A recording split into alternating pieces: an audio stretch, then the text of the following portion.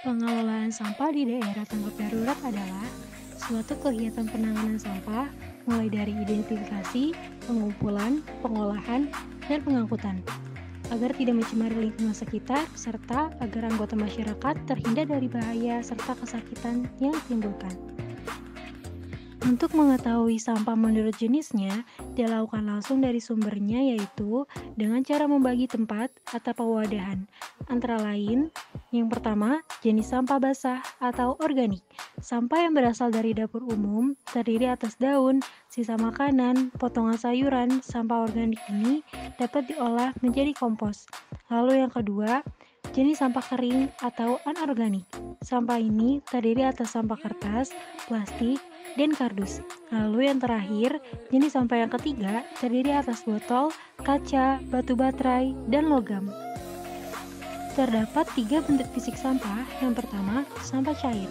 Sampah cair adalah bahan cairan yang biasanya organik dan anorganik, seperti bahan B3, residu bahan bakar, limbah hitam, atau sampah cair yang dihasilkan dari toilet, atau limbah rumah tangga, yaitu seperti sampah cair yang dihasilkan dari dapur, kamar mandi, dan tempat cucian. Yang kedua, sampah debu. Sampah debu terdiri atas logam-logam besi, sisa bahan bangunan, yang ketika dilepaskan dalam dua fase yang disebutkan terakhir, terutama gas, sampah dapat dikatakan sebagai emisi, dan emisi ini biasa dikaitkan dengan polusi. Yang ketiga, bentuk padat.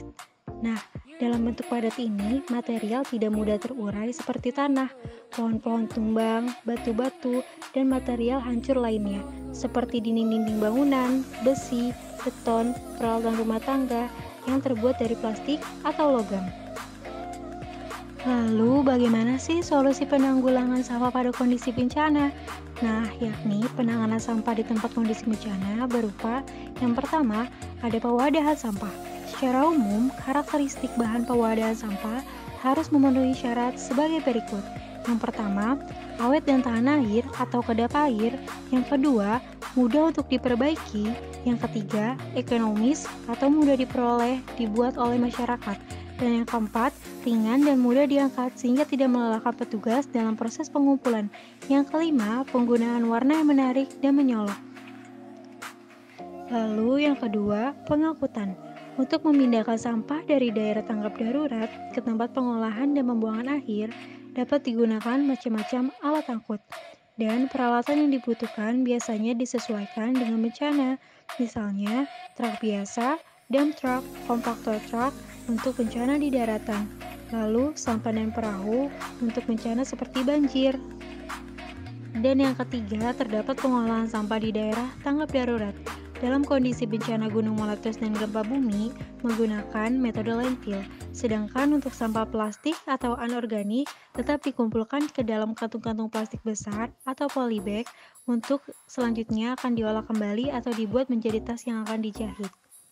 Dalam kondisi bencana banjir, biasanya kantung-kantung plastik besar, drum bekas yang tertutup, ember bekas cat dapat dimanfaatkan sebagai sarana penampungan dan pengolahan sampah. Sampah basahnya dimasukkan ke dalam polybag atau drum plastik. Jika sudah penuh, ditutup dengan penutup yang telah diberi lubang pengeluaran udara atau dikomposkan. Sementara untuk sampah keringnya diolah kembali menjadi barang atau dijual. Dan dalam kondisi bencana gempa bumi, sampah organik dimasukkan ke dalam tanah yang digali atau dimasukkan ke dalam drum bekas, ember bekas, kantung-kantung plastik untuk dijadikan kompos. Sementara sampah anorganik dimasukkan ke dalam kantung-kantung besar untuk dibawa ke TPA atau dimanfaatkan kembali.